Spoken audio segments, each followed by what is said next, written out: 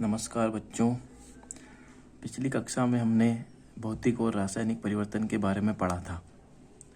आज हम केमिस्ट्री का एक बहुत महत्वपूर्ण कॉन्सेप्ट समझेंगे, रासायनिक अभिक्रिया। लेकिन आज सिर्फ परिभाषा याद नहीं करेंगे, हम रोज़मर्रा के एग्जाम्पल मतलब डेली रूटीन के जो एग्जाम्पल हैं से समझेंगे कि रासायनिक अभिक्रिया होती क्या है, इसमें अभिकारक कौन है और उत्पाद कौन होते हैं। तो चलिए शुरू करते हैं। रासायनिक अभिक्रिया होती क्या है, पहले ये जान लेते हैं। तो बच्चों एक आसान एग्जाम्पल लेते हैं। अगर दूध कुछ समय बाद दही में बदल जाता है तो क्या दूध और दही के गुण बिल्कुल समान होते हैं? नहीं, यहाँ पदार्थ में परिवर्तन हुआ है और नया पदार्थ बना है।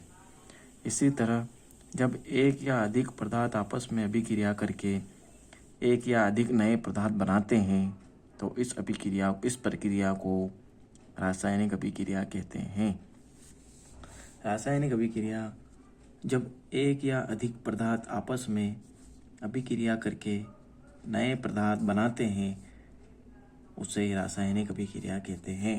नए पदार्थ, मेन इसमें नए पदार्थ है। जब एक या अधिक पदार्थ आपस में अभिक्रिया करके नए पदार्थ बनाते हैं उसे रासायनिक अभिक्रिया कहते हैं।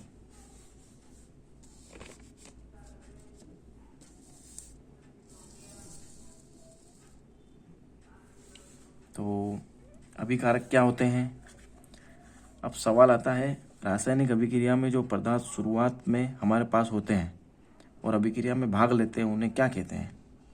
इन्हें हम क्या कहते हैं? अभिकारक कहते हैं। यानी जो पदार्थ रासायनिक अभिक्रिया में भाग लेते हैं वह अभिकारक कहलाते हैं। जो भी भाग लेगा वो क्या है? अभिकारक कहलाता है। अभिकारक को देख लेते हैं। अभिक्रिया में भाग लेने वाले पदार्थ अभिकारक होते हैं। उसी तरह उत्पाद क्या होते हैं? अब अभिक्रिया होने के बाद जो नए पदार्थ बनते हैं उन्हें हम क्या कहते हैं? उत्पाद कहते हैं। यानी अभिक्रिया के बाद बनने वाले नए पदार्थ उत्पाद कहलाते हैं। उत्पाद देख लेते हैं। अभिक्रिया के बाद बनने वाले नए पदार्थ क्या है? उत्पाद। अब एक उदाहरण भी देख लेते हैं।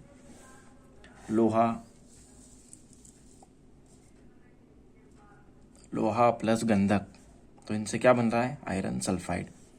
अब इसमें भाग कौन कौन ले रहे हैं? लोहा और गंधक। तो ये क्या होंगे? अभिकारक, जो अभिक्रिया में भाग लेते हैं।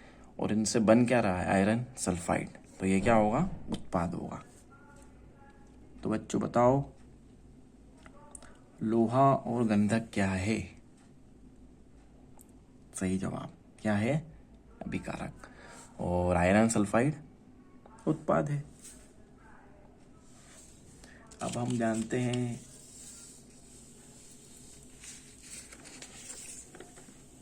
रासायनिक अभिक्रिया के संकेत। रासायनिक अभिक्रिया के क्या क्या संकेत है वो हम जान लेते हैं। पहला है रंग में परिवर्तन, फिर है गैस का निकलना, फिर है तापमान में परिवर्तन, फिर है नए पदार्थ का बनना। तो इनको हम डिटेल से देख लेते हैं। रंग में परिवर्तन, इसमें उदाहरण के लिए जब लोहे की वस्तु कुछ समय तक हवा और नमी के संपर्क में रहती है तो उसकी सतह पर भूरे लाल रंग की परत दिखाई देती है। इसे हम क्या कहते हैं? जंग लग जाता है ना जब किसी चीज़ पर, तो उस पर एक भूरे लाल रंग की सतह आ जाए, परत बन जम जाती है। इसे हम जंग लगना कहते हैं। यह केवल रंग ही नहीं बदलता, यहाँ केवल रंग ही नहीं बदलेगा बल्कि लोहे से एक नया पदार्थ यानी जंग बनती है। नया पदार्थ बन रहा है इसमें भी। जैसे लोहा हवा और नमी के संपर्क में आता है तो उसमें जंग लग जाता है और रंग में परिवर्तन होता है, प्लस नया पदार्थ भी बनता है, तो इसे रासायनिक परिवर्तन कहेंगे हम। अब दूसरा देख लेते हैं, गैस का निकलना। उदाहरण के लिए जब हम बेकिंग सोडे में नींबू का रस मिलाते हैं तो हमें बुलबुले दिखाई देते हैं। ये बुलबुले किसके होते हैं? कार्बन डाइऑक्साइड गैस बनने के कारण दिखाई देते हैं। इसलिए किसी रासायनिक अभिक्रिया में गैस का बनना या निकलना भी रासायनिक अभिक्रिया का संकेत हो सकता है। तीसरा है तापमान में परिवर्तन। उदाहरण के लिए जब क्विक लाइम यानी कैल्शियम ऑक्साइड में पानी मिलाया जाता है, कैल्शियम ऑक्साइड में पानी मिलाया जाता है तो बहुत अधिक गर्मी निकलती है और मिश्रण का तापमान बढ़ जाता है। इसका मतलब है कि इस प्रक्रिया में ऊर्जा परिवर्तन हो रहा है, ऊर्जा परिवर्तन हो रही है, इसलिए तापमान में परिवर्तन भी रासायनिक अभिक्रिया का संकेत हो सकता है। चौथा है इसमें नया पदार्थ बनना। चौथा सबसे महत्वपूर्ण संकेत है नए पदार्थ का बनना। जैसे हमने पहले देखा है, लोहा और गंधक अभिक्रिया करके आयरन सल्फाइड बनाते हैं। आयरन सल्फाइड के गुण लोहा और गंधक से अलग होते हैं, इसलिए यहाँ एक नया पदार्थ बनता है। यही रासायनिक अभिक्रिया की सबसे महत्वपूर्ण पहचान है, नए पदार्थ का बनना।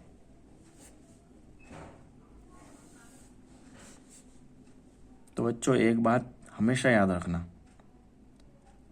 रंग बदलना, गैस निकलना और तापमान बदलना रासायनिक अभिक्रिया के संकेत हो सकते हैं, लेकिन सबसे महत्वपूर्ण क्या है, नया पदार्थ का बनना।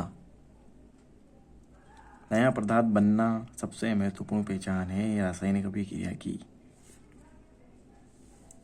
तो बच्चों आज की मेहनत छोटी लगे तो लगे, कल यही मेहनत बड़ी सफलता बनेगी।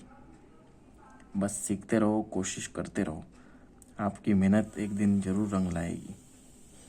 बच्चों केमिस्ट्री भी ऐसी ही है, हर कोई केमिस्ट्री से डरता है, बोलता है कि हम रात को याद करते हैं, सुबह भूल जाते हैं। तो ऐसा नहीं होता है। केमिस्ट्री भी एक ऐसी ही है, हर दिन थोड़ा थोड़ा समझेंगे तो धीरे धीरे पूरा सब्जेक्ट आसान लगेगा और मज़ा भी आएगा पढ़ने का। तो आज के MCQ भी देख लेते हैं अपन, जो कि बताएंगे कि हमने क्या सीखा। पहला क्वेश्चन है, अभिक्रिया के बाद बनने वाले नए पदार्थ कहलाते हैं। अभी पढ़ा हमने, याद होना चाहिए सबको। अभिक्रिया के जो बाद बनेंगे उसको क्या बोलेंगे? सही जवाब, उत्पाद। लोहा प्लस गंधक आयरन सल्फाइड में उत्पाद कौन है? कौन है? लोहा और गंधक मिलकर क्या बनाते हैं? Iron sulphide. और आयरन सल्फाइड क्या होता है? उत्पाद होता है, क्योंकि अभिक्रिया के बाद में बनता है। निम्न में से कौन रासायनिक अभिक्रिया का संकेत है? अभी पढ़ा हमने, रंग में परिवर्तन, गैस का निकलना, तापमान में परिवर्तन, ये सभी इसके क्या है? संकेत है। तो बच्चों आपका छोटा सा चैलेंज है, दूध से दही बनना यह भौतिक परिवर्तन है या रासायनिक परिवर्तन है, और सबसे ज़रूरी क्यों? अपना जवाब कमेंट में ज़रूर लिखना। तो बच्चों आज हमने सीखा कि रासायनिक अभिक्रिया क्या होती है, अभिकारक क्या होते हैं और उत्पाद क्या होते हैं। हमने रासायनिक अभिक्रिया के संकेत भी समझे, रंग में परिवर्तन, गैस का निकलना, तापमान में परिवर्तन और सबसे महत्वपूर्ण नए पदार्थ का बनना। अगली कक्षा में हम सीखेंगे कि रासायनिक अभिक्रिया को शब्द समीकरण के रूप में कैसे लिखा जाता है। अभिक्रिया जो होती है उसको लिखा कैसे जाता है। अगर आज की क्लास आपको समझ में आई हो तो वीडियो को लाइक करें, केमिस्ट्री विद सोनू को सब्सक्राइब करें। मिलते हैं अगली क्लास में, तब तक पढ़ते रहिए, सीखते रहिए और मेहनत करते रहिए। धन्यवाद।